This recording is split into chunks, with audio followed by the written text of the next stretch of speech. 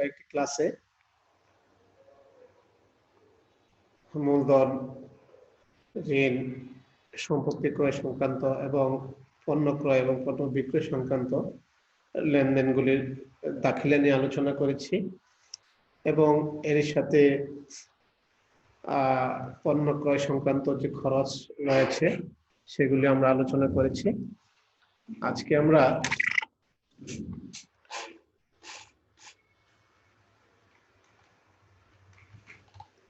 ঋণ এবং ঋণ পরিশোধ এই সংক্রান্ত যে লেনদেনগুলি রয়েছে এবং এর সাথে আমাদের যে নন কারেন্ট অ্যাসেট বা প্রপার্টি প্লান্টস এন্ড ইকুইপমেন্টস রয়েছে বা আমরা বাংলায় সহজে যাকে বলি স্থায়ী সম্পদ, সেগুলির অবচয় কিভাবে নির্ধারণ করতে হয় এবং অবচয়গুলি কিভাবে হিসাবভুক্ত করতে হয় দাখিলার মাধ্যমে সেগুলি নিয়ে আলোচনা করব।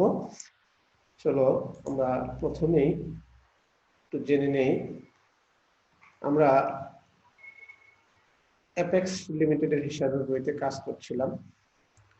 সেখানে আমরা এপ্রিল মাসের শুরুতেই দেখেছিলাম 9% ব্যাংক ঋণ 1,50,00,000 টাকার একটা লেনদেন হয়েছিল।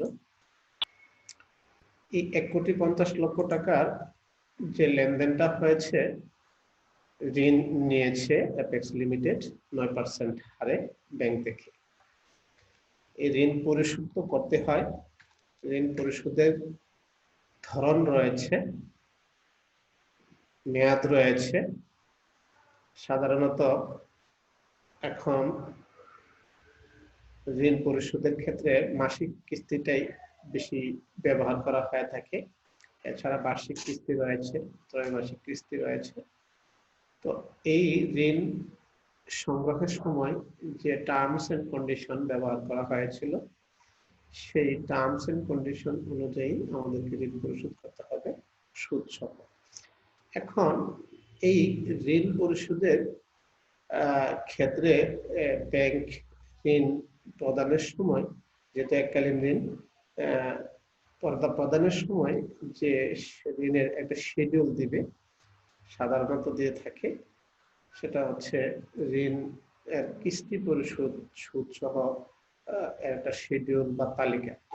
ওই তালিকাটা হবে আমাদের লেনদেনের প্রমাণ। যদি আমরা পরিশোধের সময় বা কিস্তি পরিশোধের সময় আমরা এটাকে প্রামাণ্য দলিল হিসাবে ব্যবহার করব।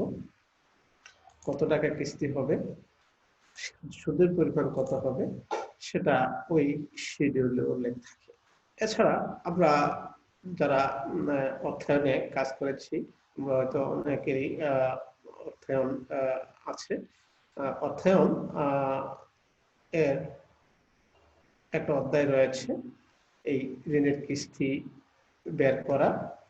তোমরা অর্থের সময় মূল্য যে অধ্যায়টা রয়েছে, সেই অর্থায়নকে অর্থের সময় মূল্য থেকে ঋণের কিস্তি বের করতে পারো।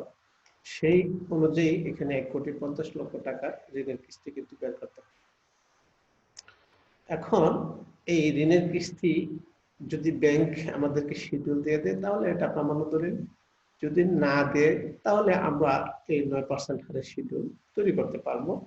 যেহেতু আমরা ব্যবসা শাখা বা ব্যবসা জগতের ব্যবসা শিক্ষা জগতের আমাদের অর্থায়ন রয়েছে, অর্থায়নের নীতি অনুযায়ী আমরা এই ঋণের কিস্তিটা বের করতে পারবো। এখন দেখো আমরা কিভাবে এই কিস্তিটা বের করে থাকি। তোমরা অর্থায়নে এই বিষয়টা দেখবা, তারপরও সুবিধার্থে আমি একটু আলোচনা করে নিলাম। ঋণের প্রারম্ভিক উদ্বৃত্ত ছিল 1,50,00,000 টাকা, সুদের হার হচ্ছে 9%। আমরা যদি প্রথম মাস, এখন তারিখে অবশ্য প্রথম কিস্তি হবে, প্রথম কিস্তি 1 তারিখেই আমাদের 1,50,00,000 টাকা। সুদের পরিমাণ কত হবে? যদি আমরা 9% সুদ ধরি, তাহলে এটা 9% ডিভাইডেড বাই 12, তাহলে আমরা সুদের পরিমাণটা পেয়ে যাব। এখন এই যে কিস্তির পরিমাণ বের করার জন্য অ্যানুইটি ফ্যাক্টর আমাদের ব্যবহার করতে হবে। সেই ফর্মুলা অনুযায়ী আমাদের বর্তমান মূল্য দেয়া আছে 1,50,00,000। এবং সুদের হার দেওয়া আছে, সময় আমরা 5 বছর ধরে নিব।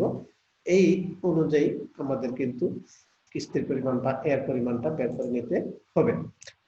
এর পরিমাণটা আমরা বের করে নিলাম ওই ফর্মুলা বা বর্তমান মূল্যের ফর্মুলা দিয়ে। কিস্তির যে অ্যানুইটি যে ফর্মুলা রয়েছে, এখন কিস্তির পরিমাণটা আমরা বের করে নিয়েছি 6,85,558 টাকা হয় প্রতি মাসে বা মাসিক কিস্তি। এখন এর ভিতরে আমাদের আসল পরিশোধ কত, সুদের পরিমাণ কত, পুরাটা হচ্ছে সুদ এবং আসল সহ কিস্তি। এটা ব্যাংকের শিডিউল, যদি ঋণ পরিশোধের শিডিউল দিয়ে দেয় তাহলে সেটা তো থাকতে পারে, অথবা আমরা নিজেরাও বের করে নিতে পারি। অবশ্যই এর সাথে ব্যাংকের সাথে ম্যাচ হতে হবে। এই ক্ষেত্রে আমরা যেহেতু এখানে দেখেছি যে আমাদের এক মাসের সুদ আছে আসে 1,12,500 টাকা, কিস্তি দিতে হবে 6,85,558 টাকা। তাহলে এটা থেকে যদি এই সুদটা বাদ দেয় তাহলেই আসল পরিশোধটা বের হয়ে যাবে। কিস্তির ভিতরে যে আসল কতটুকু পরিশোধ হয়েছে বা ঋণের মূল টাকা কতটুকু পরিশোধ হয়েছে সেটা বের হয়ে যাবে। এখন আমরা ঋণের উদ্বৃত্ত যদি জানতে চাই তাহলে 1,50,00,000 টাকা থেকে এই ঋণের প্রথম কিস্তি আসল পরিশোধটা যেটা সেটা বাদ দিলেই আমরা পেয়ে যাব ঋণের সমাপনী উদ্বৃত্ত। এখানে সমাপনী উদ্বৃত্ত আমাদের হয়েছে 1,44,26,942 টাকা। এভাবে এই প্রথম মাসের শেষ তারিখে এটা, দ্বিতীয় মাসের শুরুতে যে প্রথম মাসের শেষ তারিখে যে উদ্বৃত্ত, দ্বিতীয় মাসের শুরুতে সেটা উদ্বৃত্ত। দ্বিতীয় মাসে আমাদের ঋণের সুদ আসবে, এটার উপরে 9% দিয়ে আমরা 12 দিয়ে ভাগ করব, তাহলে সুদের পরিমাণ কিস্তিতে প্রতি মাসে সমান 6,85,558 টাকা। 558 থেকে 6,85,558 থেকে আমরা যদি 1,08,202 টাকা বিয়োগ করি তাহলে আমরা আসল টাকা পরিশোধ পাবো 5,77,356 টাকা।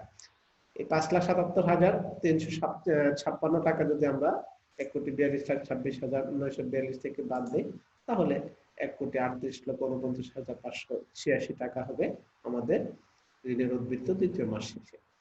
তাহলে এখানে দেখো একটা বিষয় যে আমাদের প্রথম মাসে আমরা যখন এপ্রিল মাসে ঋণটা নিয়েছি,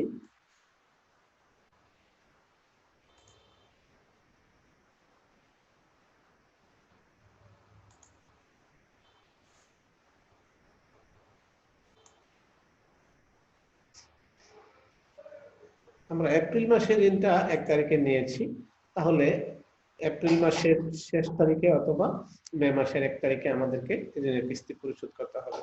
তাহলে আমরা যদি এপ্রিল মাসের শেষের দিকে যাই, অ্যাকাউন্টিং করার সময় কিন্তু এগুলি তোমাদের খুব ভালোভাবে খেয়াল করতে হবে।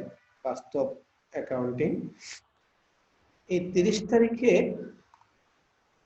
আমরা দেখছি, যদি এটা 1 তারিখে হওয়ার কথা হতে পারে বা ঋণের যে ঋণ গ্রহণের সময় যে টার্মস এন্ড কন্ডিশন দেওয়া হয়েছিল সেই টার্মস এন্ড কন্ডিশনে যদি মাসের শেষ তারিখে ঋণের কিস্তি পরিশোধ শর্ত থাকে, আর মাসের শেষ তারিখে যদি চলতি মাসের কিস্তি পরবর্তী মাসের 1 তারিখে পরিশোধের শর্ত থাকে, সেই অনুযায়ী আমাদেরকে অ্যাকাউন্টিং করতে হবে। এখন আমরা ধরে নিলাম প্রথম কিস্তিটা 30 বা মাসের শেষ তারিখে ঋণের সুদ সহ কিস্তি পরিশোধ করা হবে। যদি এটা 1 তারিখে হতো তখন এখানে কিন্তু 30 তারিখে আমাদের আর একটা লেনদেন, আমাদের নগদ একটা লেনদেন দিতে হতো, আবার 1 তারিখে গিয়ে এটা নগদ লেনদেন হতো এটা পরিশোধের জন্য। এখানে নগদ ভিত্তিক লেনদেন এবং বকেয়া ভিত্তিক লেনদেনের বিষয় রয়েছে, নগদ ভিত্তিক হিসাব বিজ্ঞান এবং বকেয়া ভিত্তিক হিসাব বিজ্ঞানের বিষয় রয়েছে। আমরা যদি ক্যাশ অ্যাকাউন্টিং ফলো করি তখন একভাবে, আর যদি অ্যাক্রুয়াল বেসিস অ্যাকাউন্টিং ফলো করি বা বকেয়া ভিত্তিক যে হিসাব সেটা যদি ফলো করি তাহলে আরেকভাবে। তো এখানে আমরা প্রথম এটা তো যদি cash basis of accounting follow করি বা নগদ ভিত্তিক হিসাব বিজ্ঞান তখন কিন্তু বা হিসাব, তখন কিন্তু আমরা এখানে 30 তারিখে ঋণের সুদ সহ কিস্তি পরিশোধ করে দিব। আর যদি এই এপ্রিল মাসের কিস্তি যদি আমরা মে মাসের 1 তারিখে পরিশোধ করি তখন কিন্তু এখানে 30 তারিখে আমাদের ডিউ হয়ে গেল বা অ্যাক্রুড হয়ে গেল ঋণের কিস্তির সুদ সহ। তো সেজন্য তখন সেটাকে আমরা আবার আরেকটা দাখিলা আমাদের প্রয়োজন হবে। এই ক্ষেত্রে আমরা বকেয়া ভিত্তিক হিসাব বিজ্ঞান ফলো করব। এখানে ঋণের সুদ সহ কিস্তি পরিশোধ করা হলো 1,50,00,000 টাকা। কত? 6,85,558 টাকা। এই 6,85,558 টাকা আমাদের হচ্ছে মোট পরিশোধ, যেটা মাসিক। এখন এটা নগদ লেনদেন ধরে নিলাম, যেহেতু 30 তারিখে আমরা পরিশোধ করে দিচ্ছি এপ্রিল মাসেরটাই। এই ক্ষেত্রে আমাদের সোর্স ডকুমেন্ট কি থাকবে? সোর্স ডকুমেন্ট থাকবে ব্যাংকের যে লোন বা লোন শিডিউল বা লোন বিবরণী, ব্যাংক প্রাপ্তি রসিদ, এগুলি আমাদের সোর্স ডকুমেন্ট। ব্যাংক যেগুলো টাকাটা পেয়েছে তার জন্য প্রাপ্তি রসিদ থাকতে পারে, অথবা অনলাইন কোনো সিস্টেম থাকলে সেটা আমাদের অনলাইন ডাটা থাকতে পারে, সেটাই তো আমাদের প্রামাণ্য দলিল। আমরা তৈরি করব আমাদের হিসাব থেকে আমাদের ব্যাংক হিসাব থেকে টাকা হ্রাস পেয়েছে ঋণ পরিশোধের জন্য, সেজন্য ব্যাংক ক্রেডিট ভাউচার তৈরি করবো। এই ক্ষেত্রে আমাদের ভাউচারটা কি হবে? Bank credit voucher. দুটো পক্ষ, এখানে কিন্তু দুটো জিনিস রয়েছে। একটা হচ্ছে ঋণের আসল পরিশোধ এবং সুদ পরিশোধ, দুটো বিষয়। তাহলে মূলত লেনদেন হয়েছে দুটো, আমরা এটাকে মিশ্র দাখিলা দিব। তো এই ক্ষেত্রে দ্বৈত সত্য যদি বিশ্লেষণ করি, তাহলে ঋণের পরিমাণ কমবে, ঋণের কিস্তি পরিশোধের মাধ্যমে ঋণ পরিমাণ কমবে। আবার ঋণের সুদ বাবদ খরচের পরিমাণ বাড়বে, আর ব্যাংকের টাকা হ্রাস পাবে। তাহলে প্রথম লেনদেন আসল টাকা পরিশোধের জন্য, সেটা হচ্ছে 9% ঋণ একটা পক্ষ, আর ব্যাংক হ্রাস পেয়েছে আরেকটা পক্ষ। দায় হ্রাস পেয়েছে একটা পক্ষ, আবার সম্পদ হ্রাস পেয়েছে আরেকটা পক্ষ। আবার সুদ পরিশোধের জন্য সুদ বাবদ খরচের পরিমাণ বৃদ্ধি পেয়েছে, এবং এবং যেহেতু আমরা এটা নগদে প্রদান করেছি ব্যাংকে বা ব্যাংকের মাধ্যমে, তো সেক্ষেত্রে আমাদের ব্যাংক হ্রাস পেয়েছে। তাহলে ঋণের সুদ একটা পক্ষ, খরচ হিসেবে আরেকটা পক্ষ হচ্ছে ব্যাংক নামক সম্পদ। এই দুটো ব্যাংকে একসাথে লিখে ফেলবো, তাহলে মিশ্র দাখিল হয়ে যাবে। এই ছিল আমাদের দ্বৈত সত্তা এবং হ্রাস বৃদ্ধিটা দেখলাম। এবার আসি আমরা দাখিলার ক্ষেত্রে। আমরা যদি দাখিলা দেই, সেই ক্ষেত্রে ঋণের আসল টাকা পরিশোধের জন্য 9% ঋণটা ডেবিট হবে। এই দায়টা ডেবিট হবে, কারণ দায় হ্রাস পেয়েছে। দায় কি পেয়েছে? হ্রাস পেয়েছে। ঋণ পরিশোধের মাধ্যমে দায় হ্রাস পায়, সেজন্য দায় হ্রাস পেলে ডেবিট হয়, তাহলে 9% ঋণ ডেবিট হয়েছে। ঋণের সুদ পরিশোধ করেছি আমরা কোথা থেকে জানলাম? 1,12,500 টাকা। আমরা ঋণের যে শিডিউল আছে, সেই শিডিউল থেকে দেখলাম যে প্রথম মাসের সুদের পরিমাণ 1,12,500 এবং আসল পরিশোধ হয়েছে 5,73,058 টাকা। তাহলে এই যে 5,73,058 টাকা হচ্ছে আসল পরিশোধ, এবং ঋণের হচ্ছে 1,12,500 টাকা। তাহলে মূলত এই দুইটা ডেবিট হয়েছে। এটা হচ্ছে দায় হ্রাসের জন্য, আর এটা হচ্ছে খরচ বা সুদ বাবদ খরচ বৃদ্ধি পাওয়ার জন্য। ব্যাংক হ্রাস পেয়েছে, সম্পদ হ্রাস পেয়েছে, ব্যাংকের টাকা আমরা আমাদের ব্যাংকের টাকা ব্যাংকের ঋণ বাবদ পরিশোধ দেখিয়েছি বা ব্যাংকের মাধ্যমে পরিশোধ হয়েছে। সেই ক্ষেত্রে আমাদের ব্যাংকের যে গচ্ছিত টাকা, সেটার পরিমাণ হ্রাস পেয়েছে, সেজন্য এটা ক্রেডিট হয়েছে 6,85,558 টাকা। এই ছিল ঋণ এর কিস্তি পরিশোধের জন্য যে দাখিলা। এই ক্ষেত্রে আমরা যতটুকু সহজে এখানে কিস্তির পরিমাণ এবং ঋণের সুদ, ঋণের আসল টাকা প্রদান বা পরিশোধ, এই বিষয়গুলির সাথে কিন্তু অনেকগুলি সূক্ষ্ম হিসাব জড়িয়ে রয়েছে, অর্থায়নের বিষয় জড়িয়ে রয়েছে। তোমরা অর্থের সময় মূল্যের যে ফর্মুলাগুলি আছে, সেই ফর্মুলাগুলি ব্যবহার করে এখানে ঋণের কিস্তির পরিমাণ বের করতে পারবা, এবং এর সাথে ঋণ শিডিউল তৈরি করলে তখন বা loan schedule, loan repayment schedule তৈরি করলে সেখানে সুদের পরিমাণ এবং আসল টাকার পরিমাণ সেগুলি কিস্তি সব বের করতে পারবা। তাহলে এই ক্ষেত্রে আমাদের অবশ্যই লোন শিডিউল বা লোন রিপেমেন্ট শিডিউলের প্রয়োজন রয়েছে। তো অ্যাকাউন্টিং করার আগে কিন্তু এই কাজগুলি আমাদের করতে হবে বা এই ডকুমেন্টগুলি আমাদের লাগবে, তাহলেই আমরা এখানে দাখিলাগুলি মানে সঠিকভাবে উপস্থাপন করতে পারবো। এই ছিল ঋণের কিস্তি পরিশোধের ক্ষেত্রে আমাদের দাখিলা। এই ক্ষেত্রে আমি আবারও বলছি যে যখন একটা লামসাম অ্যামাউন্ট ঋণ হিসেবে নেওয়া হয় তখন ঋণ পরিশোধের জন্য কিস্তি থাকে, সেই কিস্তির সাথে সুদের পরিমাণ উল্লেখ থাকে এবং সুদ কতটুকু হবে সেই পরিমাণটা বের করার জন্য আমাদের লোন রিপেমেন্ট শিডিউল বা ঋণ পরিশোধের তালিকা আমাদের তৈরি করতে হয়। সেই তালিকা অনুযায়ী আমরা এখানে অ্যাকাউন্টিং করব, সুদ কত এবং আসল কত এবং কিস্তির পরিমাণ কত। তাহলে এই ছিল ঋণ পরিশোধের জন্য আমাদের দাখিলা। আবার যদি এই 30 তারিখে পরিশোধ না হয়ে 1 তারিখে পরিশোধ হতো তখন কি হতো? আমাদের যদি ঋণ পরিশোধের শর্তে বলা থাকতো যে চলতি মাসের ঋণের কিস্তি পরবর্তী মাসে 1 তারিখে পরিশোধ করতে হবে, তখন কিন্তু আমরা যদি basis of accounting cash basis ব্যবহার করতাম তাহলে একভাবে, যদি অ্যাক্রুয়াল বেসিস ব্যবহার করি তাহলে আরেকভাবে। তাহলে যে ক্ষেত্রে ঋণের কিস্তি চলতি মাসের ঋণের কিস্তি পরবর্তী মাসের 1 তারিখে পরিশোধের শর্ত থাকে, সেক্ষেত্রে আমরা যদি অ্যাক্রুয়াল বেসিস অ্যাকাউন্টিং ফলো করি বা বকেয়া ভিত্তিক হিসাব বিজ্ঞান ফলো করি বা হিসাব ফলো করি, তখন 30 তারিখে আমাদের এখানে ঋণের সুদ প্রদেয় বা ঋণের কিস্তি প্রদেয় হলো একটা আমাদের লেনদেন হবে, সেই লেনদেনের জন্য আমাদের দাখিলা দিতে হবে। তার পরবর্তীতে আবার পরিশোধের তারিখে আবার পরিশোধের জন্য দাখিলা দিতে হবে। এই ছিল ক্যাশ বেসিস অফ অ্যাকাউন্টিং এবং অ্যাক্রুয়াল বেসিস অফ অ্যাকাউন্টিং বা নগদ ভিত্তিক হিসাব এবং বকেয়া ভিত্তিক হিসাব। তো আমরা দেখি পরবর্তীতে একটা তারিখে কিভাবে এই ক্যাশ বেসিস বা নগদ ভিত্তিক হিসাব এবং বকেয়া ভিত্তিক হিসাব আমরা ঋণের কিস্তিটাকে হিসাব মুক্ত করব। যেমন 30শে জুন আমরা একটা কোয়ার্টার এন্ড হিসাবে বিবেচনা করছি। আমরা যদি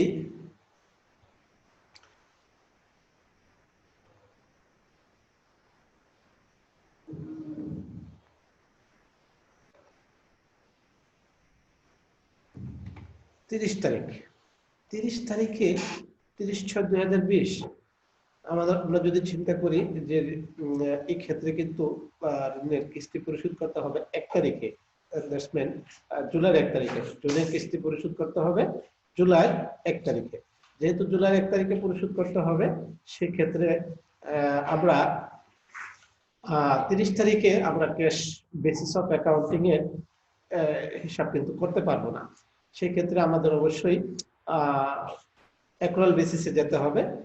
অ্যাক্রুয়াল বেসিসে আমরা 30/6/2020 তারিখে কিস্তির জন্য একটা দাখিলা দিব। সেই দাখিলাটা কি হবে দেখো, 30/6/2020 ঋণের সুদ সহ কিস্তি প্রদেয় হলো, প্রদান হলো না, প্রদেয় হলো।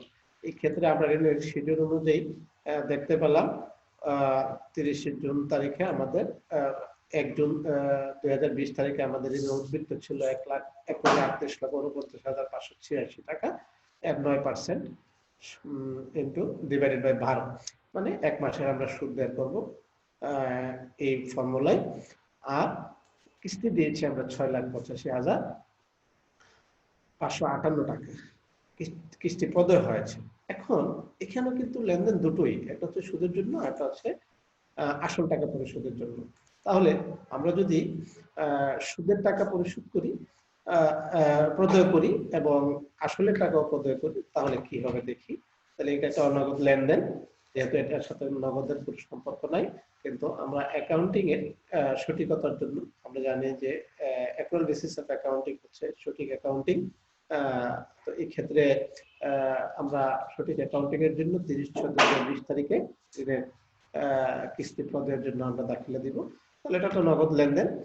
আমরা ঋণ বিবরণী দেখেই এটা আমাদের প্রামাণ্য দলিল হিসাবে এই লেনদেনের প্রামাণ্য দলিল ব্যবহার করব।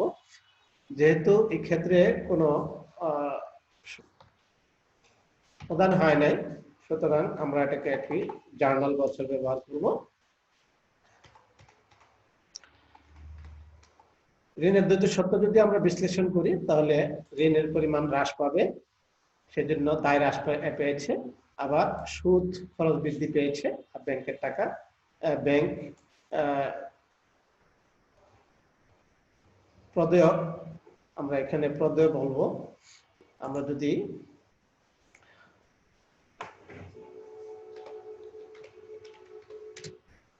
প্রদেয় ঋণ,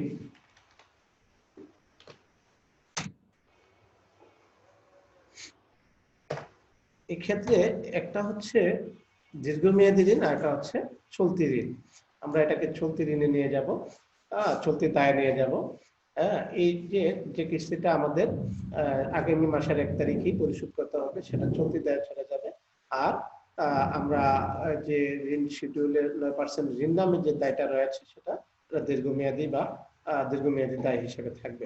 সুতরাং এই ক্ষেত্রে আমরা 9% ঋণটাকে ডেবিট করব এবং ঋণের সুদ ও ডেবিট করব, যেহেতু খরচ প্রত্যেক খরচ এটা অলরেডি খরচ হয়েছে, এই জন্য ঋণের সুদ ডেবিট, খরচ বৃদ্ধি পাওয়ার কারণে। আর প্রদেয় ঋণ আমরা এখানে সুদ সহ, সুদটাও প্রদেয় এবং আসলটাও আমাদের প্রদেয়। কিন্তু কি আমার ঋণ তো আমার অলরেডি দায় আছে, কিন্তু এখানে আমরা কিভাবে হিসাবভুক্ত করব, এখানে আমরা চলতি দায় হিসেবে গণ্য করব। একটা ছিল দীর্ঘমেয়াদী দায় আর একটা চলতি দায়। এই পদ্ধতিতে আমরা এখানে দাখিলা দেব। যদি আমরা দাখিলাতে যাই তাহলে আমাদের এখানে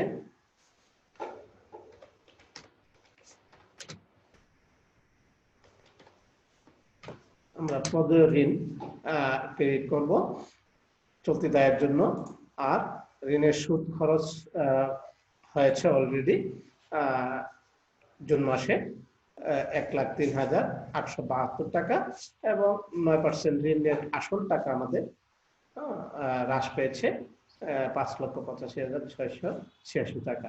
এই ক্ষেত্রে আমরা এখানে ঋণের পরিশোধ করি নাই, কিন্তু ঋণ কিন্তু হ্রাস পেয়েছে। এর অর্থ হচ্ছে যে এই টাকাটা অলরেডি দীর্ঘমেয়াদী দায় থেকে চলতি দায়ে চলে এসেছে।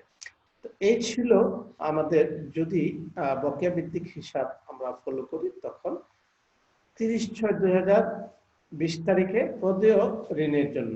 আবার এই লেনদেনটাই যখন 1 তারিখে আমরা পরিশোধ করব, এই 1/7/2020 তারিখে আমাদের সুদ কিস্তি সহ সুদ পরিশোধ করতে হবে। সেই ক্ষেত্রে আমরা কিভাবে দেখবো, এটা একটা নগদ লেনদেন, যেহেতু ব্যাংকের টাকা ব্যাংকের মাধ্যমে পরিশোধ করতে হবে, ব্যাংক বিবরণী বা ব্যাংক প্রাপ্তি রসিদ আমাদের হচ্ছে প্রামাণ্য দলিল। এই ক্ষেত্রে আমরা ভাউচার তৈরি করব কি, অবশ্যই সেই ভাউচারটা তৈরি হবে ব্যাংক ক্রেডিট ভাউচার। তো ব্যাংক ক্রেডিট ভাউচারের জন্য ওই ক্ষেত্রে আমরা ওই যে প্রথম যে দাখিলাটা দিয়েছিলাম যে ঋণ পরিশোধের জন্য, সেই দাখিলার মাধ্যমে আমরা মূলত পরিশোধের কাজটা করে ফেলব। যেমন আমরা এক্ষেত্রে 30/6/2001 তারিখে 30/6/2020 তারিখে আমরা বলেছিলাম যে ঋণের সুদ ডেবিট, ঋণ ডেবিট, ঋণের সুদ ডেবিট এবং প্রদেয় ঋণ ক্রেডিট। এটা কি আমরা যদি প্রদেয় ঋণ ডেবিট এবং ব্যাংক ক্রেডিট তাহলে হয়ে যাবে, অথবা এটাকে যদি দুইভাবে ভাগ করে লিখি, প্রদেয় ঋণকে প্রদেয় ঋণ, প্রদেয় ঋণের সুদ, সেভাবে করা যেতে পারে। তো এই ক্ষেত্রে আমরা একটাই ক্রেডিট করেছি, একটাই হিসাব চলতি দায় নামে প্রদেয় ঋণ, সেটাকে আমরা ডেবিট করে ফেলবো এবং ব্যাংক হিসাবকে ক্রেডিট করে ফেলবো। এটা ছিল 1 তারিখে পেমেন্টের সময়। তাহলে আমরা দেখলাম যে যদি নগদ ভিত্তিক হিসাব ফলো করে তাহলে 30/6 আমাদের প্রদানের জন্য একটা দাখিলা দিতে হবে, আবার 1/7 তারিখে প্রদানের জন্য আমাদের আরেকটা, একসাথে যখন আমরা ঋণটা পরিশোধ করব তখন আবার আরেকটা দাখিলা আমাদেরকে দিতে হবে। এই দাখিলার জন্য আমরা পরবর্তী তারিখে প্রদেয়ের জন্য যে দাখিলা দিয়েছিলাম সেই দাখিলা পেমেন্ট যে হিসাব শিরোনাম আমাদের ক্রেডিট হয়েছিল সেটা ডেবিট হবে এবং ব্যাংক হিসাব ক্রেডিট হবে। তোমরা মূলত এই ঋণ কিস্তি সহ ঋণের সুদ এবং আসল টাকা এগুলি হিসাবভুক্ত করার জন্য বা দাখিলার দেওয়ার জন্য তোমাদের অবশ্যই যেটা লাগবে সেটা হচ্ছে লোন রিপেমেন্ট শিডিউল। সেখান থেকে তোমরা সুদের টাকা কিছু আসলে পরিমাণ কত। এবং এই ক্ষেত্রে আরেকটা গুরুত্বপূর্ণ বিষয় সেটা হচ্ছে যে এই ক্ষেত্রে অবশ্যই তোমাদেরকে জানতে হবে ক্যাশ বেসিস অফ অ্যাকাউন্টিং আর অ্যাক্রুয়াল বেসিস অফ অ্যাকাউন্টিং, নগদ ভিত্তিক হিসাব পদ্ধতিতে নাকি বকেয়া ভিত্তিক হিসাব পদ্ধতি। এই ক্ষেত্রে বকেয়া ভিত্তিক হিসাব পদ্ধতি যদি ফলো হয় তাহলে অবশ্যই তোমাদেরকে দুটো দাখিলা দিতে হবে, 30 তারিখে মাসের শেষ তারিখে একটা এবং পরবর্তী মাসের শুরু তারিখে একটা লেনদেন দাখিলা দিতে হবে। আর যদি নগদ ভিত্তিক হিসাব ফলো করো তাহলে সেই ক্ষেত্রে আমাদের একটা দাখিলা দিলেই হয়ে যাবে।